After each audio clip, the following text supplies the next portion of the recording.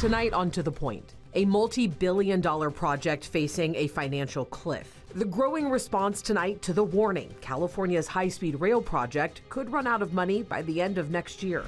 Gubernatorial frontrunner Javier Becerra taking questions from the media for the first time in 2 months. What he's saying about affordability and AI. A secret plane switch for President Trump. New details, why security officials moved him off Air Force One and how they did it.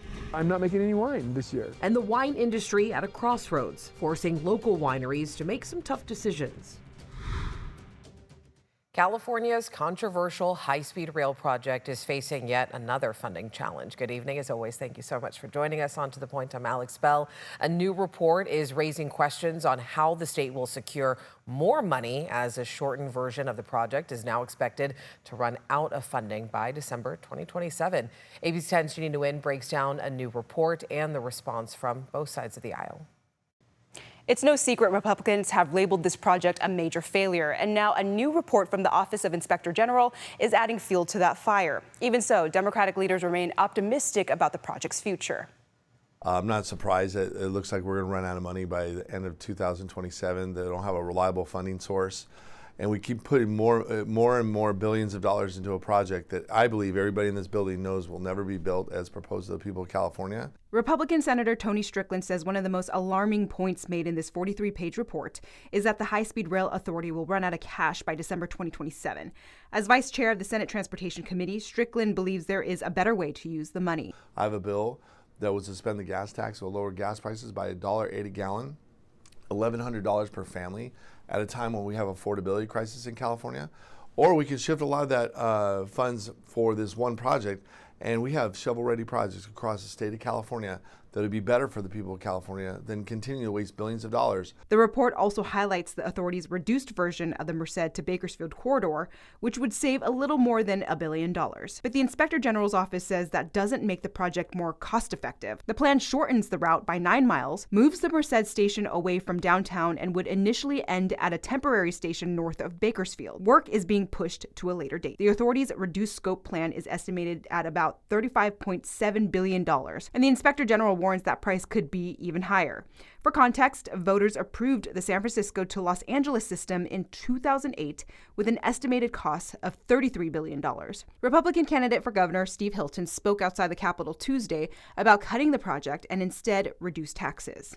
First 150 grand tax-free, and we're going to do that by eliminating waste from our budget. And today we are laying out the first steps in doing that. Number one, canceling high-speed rail. ABC 10 tried asking Democratic Senator Dave Cortese, chair of the Senate Transportation Committee, for an interview about the new Inspector General report. He refused to speak, saying he hasn't had time to look at it, but will comment once he does. Democratic gubernatorial candidate Javier Becerra also has been an open supporter of the project. We're going to fight to get our money from the federal government, first and foremost. We pay more money to the federal treasury than does any other state. We deserve to get our fair share back. Our taxpayers should not be ripped off the way the Trump administration is doing. Becerra acknowledged the project's current issues, adding that change will happen if he's elected governor. We cannot run high-speed rail construction the way it's been done. And so we need to take a look at what's going on. If I need to overhaul it, that's what I'll do. But I do believe we need high-speed rail. The authority responded to the Office of the Inspector General's report about securing financing by December 2027. It is considering financing options to keep the Merced to Bakersfield project on schedule and will provide more updates on funding option in its 2027 project update. In a statement to ABC 10, a spokesperson says, in part, it values constructive oversight, adding that it's moving into its track-laying phase and making progress through collaboration with the private sector. Well, a first-of-its-kind rehabilitation program is launching in Sacramento County. The Chronic Offender Rehabilitation Effort, or CORE program, is all about breaking the cycle of repeat crime. The program is for people accused of repeated nonviolent offenses, including petty theft, trespassing, vandalism, and drug-related crimes. After an arrest and assessment, those who qualify can choose to enter treatment through Monarch Recovery Center. The program now has access to 25 beds through Monarch, addressing what the DA calls a major problem of people agreeing to treatment but having nowhere to go. What we are trying to do now is to make sure that in partnership with the DA's office, the public defender's office, the county, we are going to have supervision over these individuals in those recovery beds to make sure that they are making progress. This isn't an absence of accountability. This is an opportunity with standards. Treatment can last between 90 days and 6 months, depending on the person. County leaders say the expanded CORE program helps fulfill the goals of Prop 36 by pairing criminal accountability with treatment.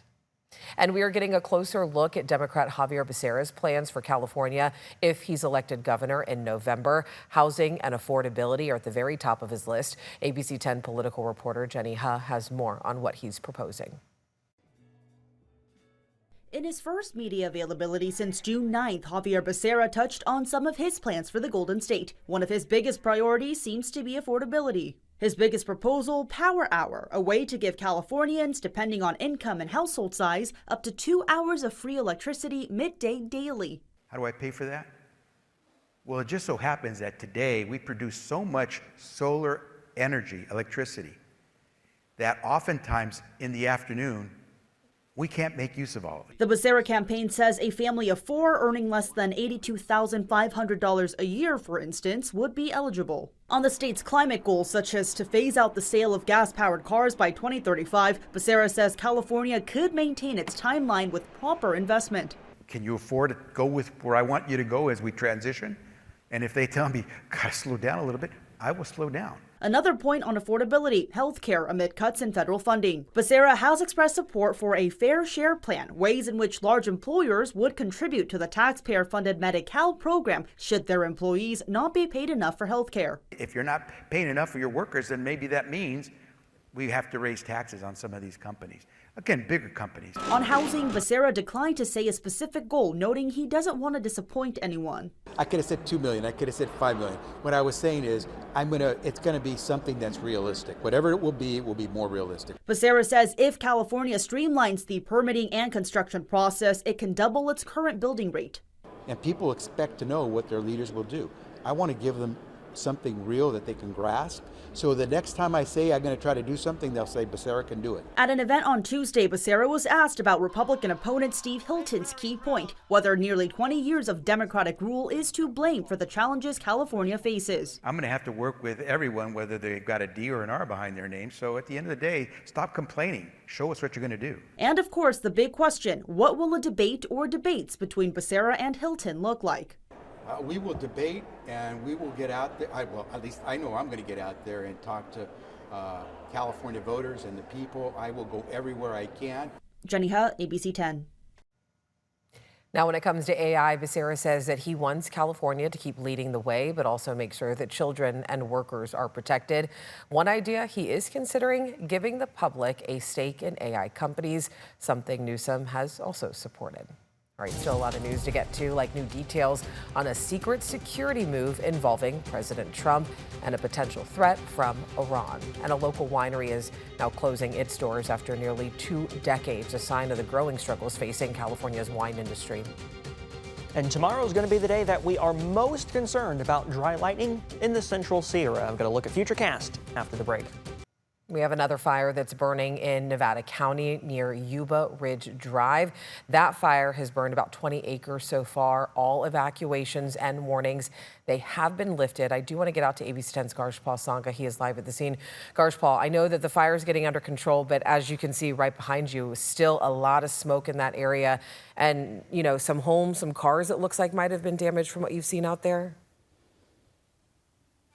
Yeah, Alex, fire crews are right now going out, putting out these hot spots wherever they see in the perimeter of that fire. And that home that we have been highlighting here, it's kind of off to the right there. We had to move back away from the home, obviously, with the people coming back. A family member has come back, taken a look at their property. Unfortunately, they found that at least 12 cars, from what I can count, burned in this fire. At least 1 home burned and at least 1 other structure burned. So that's at least what I've been able to see. A lot of smoke in this area. That's what you can see right there. So it's been difficult to know exactly what has been burnt, but this home is a 11579 off of Yuba Ridge Drive. So this is the devastation that we have been able to see.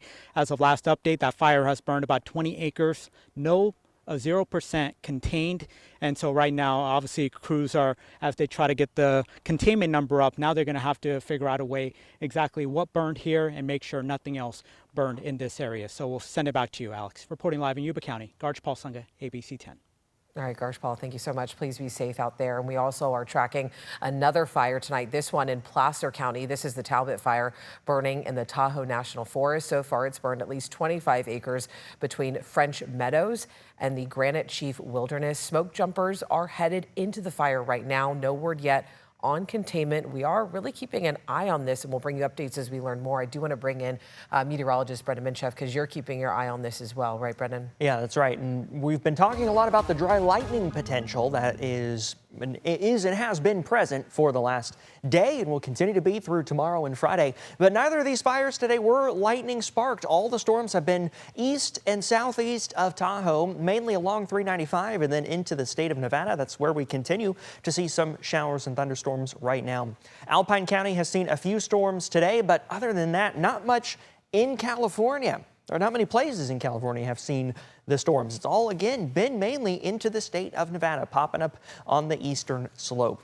High temperatures today, though, we got to talk about these too. Cooler than normal. Finally, 89 in Sacramento was the high today, 92 in Stockton, 93 in Modesto. It's taken 12 days, but we finally have seen a break from the heat, and we get our first blue box at a high temperature that was below the normal high for the day.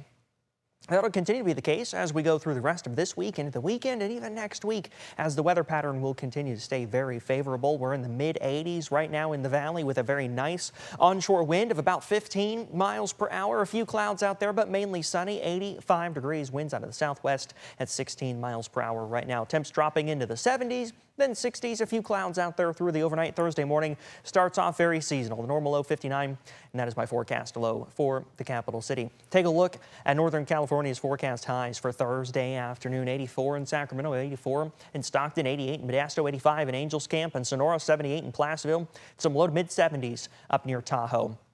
Let's talk about Futurecast, though, because, again, we are going to have that potential for some storms, not only tomorrow afternoon, but also in the morning, 4 o'clock in the morning. Few showers out there, mainly south of Tahoe, just isolated. It's not until we really get into the early afternoon that we'll start to see those thunderstorms popping up. For the most part, going to be, once again, east of Tahoe, but there is that better chance tomorrow for some storms and even some lightning to form just a little bit further west than the last few days. So we've got that weather impact alert for the high country tomorrow and through Friday. Red flag warning above 5,000 feet through Thursday evening. But as we look at the next 10 days here, I mean, overall, this weather pattern really could not be better for August. Temperatures in the low 80s to finish this week and some mid 80s as we go through the weekend. Alex. We'll take it after last weekend. All right, Brendan, thank you. Coming up, inflation is easing, but prices are still climbing. What's getting more expensive and what's getting cheaper? Then the wine industry taking another hit. Why sales are hitting a 20-year low and the impacts on local wineries.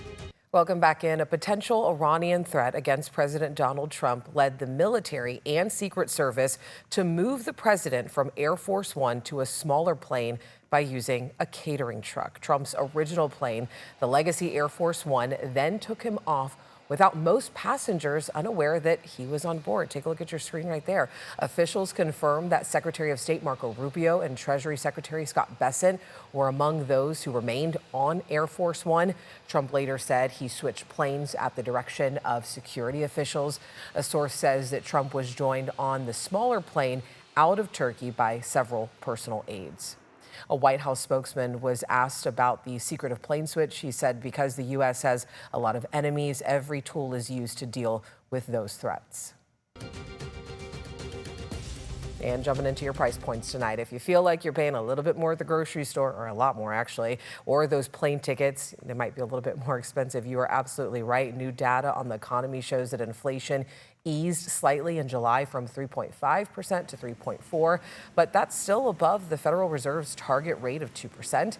The Bureau of Labor Statistics shows prices are up at the grocery store. I think we're all seeing that, the gas station and at home. But the cost of some items, they are following. Used cars and truck prices are down nearly 2%. And recent polls show Americans are feeling the heat on the economy. One recent poll found that 59% of adults say that they view the economy as weak.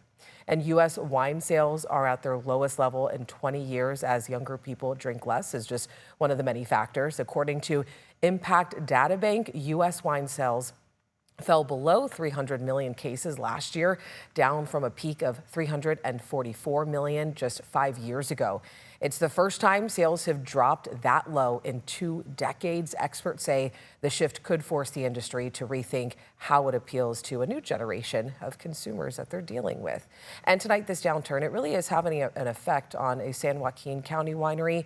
Grapes are among the county's top commodities out there. And in the past few years, thousands of acres of vineyards have just been ripped out. Wineries have closed or downsized, and now a 5th-generation Lodi wine family says they're having to walk away. ABC 10's Gabriel Porras has more for us on that story tonight.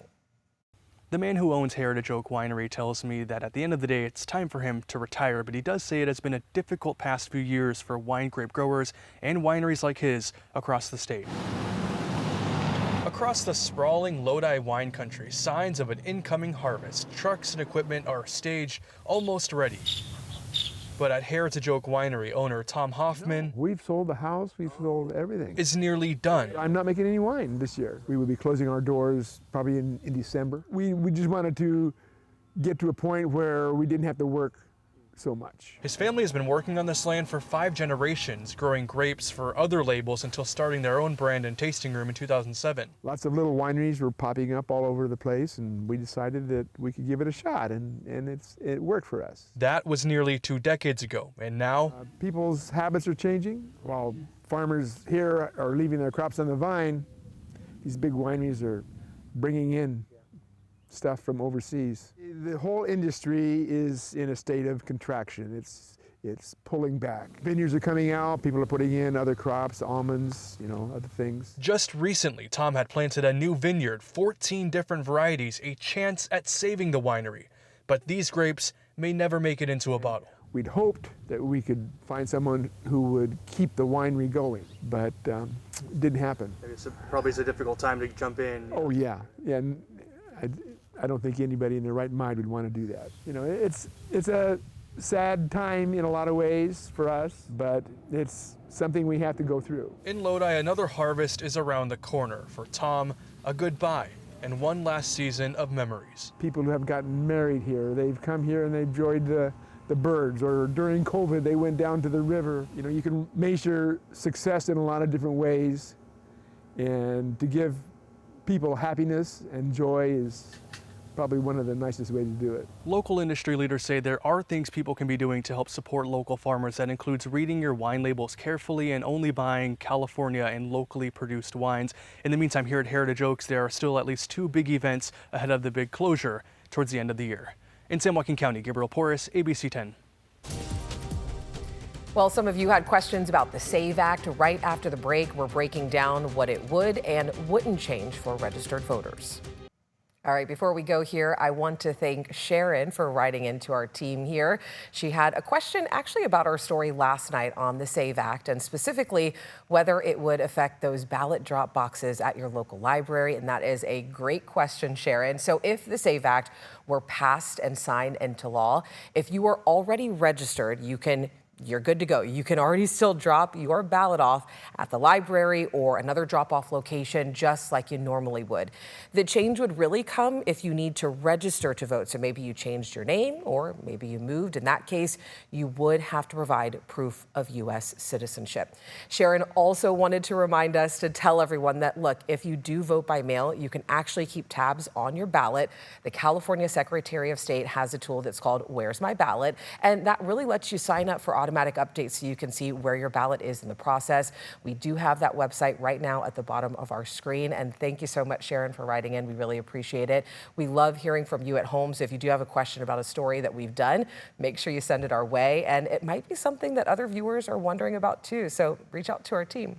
As always, thank you so much for watching, for always inviting us into your home. If you do have another story idea, a champion of hope, or look, I know the election's getting closer. If you have other election-related stories, questions, or ideas, please reach out to our team at to-the-point-ott-kxtv.com. We really look forward to not only your nice notes, but also your story ideas too. Thank you so much. Have a great day. I'll see you back here tomorrow.